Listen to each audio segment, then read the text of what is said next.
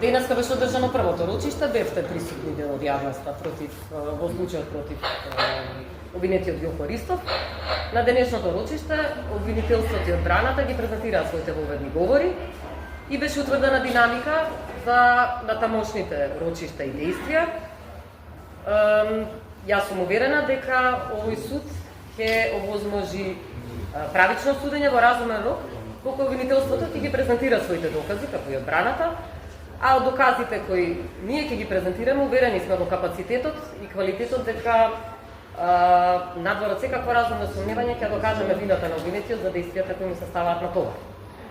Конкретно што му се става на товари и да слушнавме дека забелешка во одбраната дека за делото перење пари треба претходно да има извршено друго кривично дело од кое што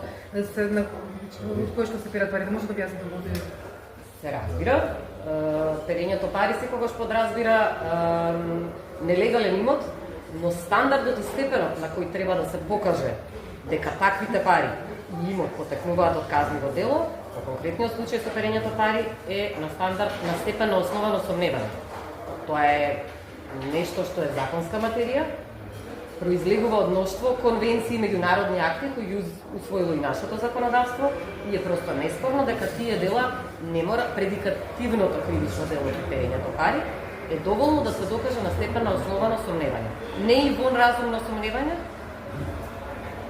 кој стандард е потребен за докажување на самостојно кривично дело. Значи може да не се докаже. Пуштањето на пари.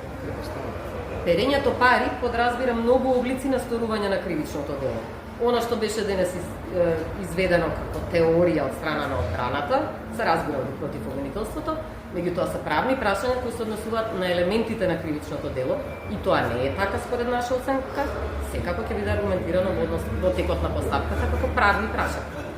Може да сумираме само накратко зашто го товарите обвинителството и Јохо Ристов за двете дела сумиране? Во суштина, за непријавување на имотот и тоа оние 350.000 евра кои се пронајдени, за кои со сигурност можеме да покажеме со проста математичка, документацијска и финансиска основа и докази дека не може да бидат имот кој легално го поседувал. И тоа кривично дело ги во суштина подразбира тие елементи, како и за кривичното дело перење пари, кое подразбира криење, држење на пари за кои свесно се знае, сторителот свесно знае дека се незаконити и дека потекнуваат од казниво дело.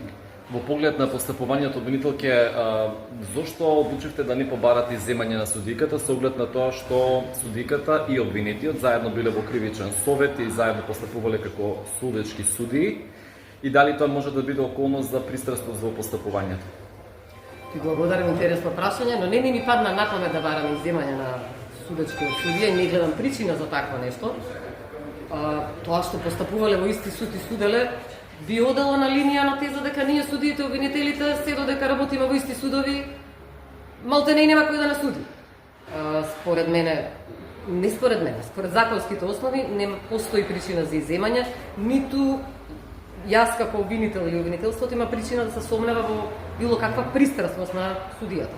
Не гледам причина за изземање. Благодарам. Во овој одговор споменавте и подкуп и некои такви дела, во кој контекст беше тоа? Тоа беше во контекст на она што го објасних за перењето пари, на линија на основаното сомневање на овие кривични дела кои ќе го покажува обвинителството во однос на кривичното дело перење пари. Имате основано сомневање дека парите се поврзани со подкуп. Или нема потока. Токму така и досега објаснував во делот на она што беше како известување по јавноста, токму така имаме основано сомневање, немаме стандард и степен достигнат на вон разумно сомневање кој е потребен независно да обвините некого за кривично дело подкуп.